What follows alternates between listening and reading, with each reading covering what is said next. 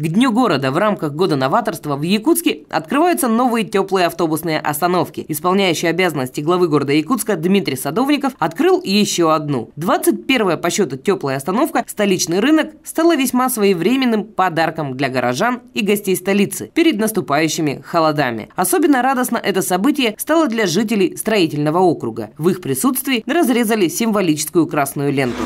У нас сегодня очередная остановка, это уже начало нашей третьей десятки, 21-я остановка сегодня вводится, и благодаря предпринимателям и при нашей поддержке эта работа проводится.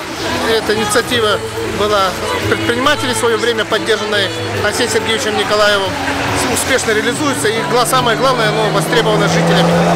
И я думаю, что эта очередная остановка будет долго служить, и эта работа будет продолжена. Я думаю, со скором времени уже мы будем открывать, как говорится, уже 30-ю, 40-ю, 50-ю. И я думаю, что со временем у нас постараемся там, где уже есть возможность и востребовано предпринимателями, такие остановки будут уже вводиться и служить городу и населению.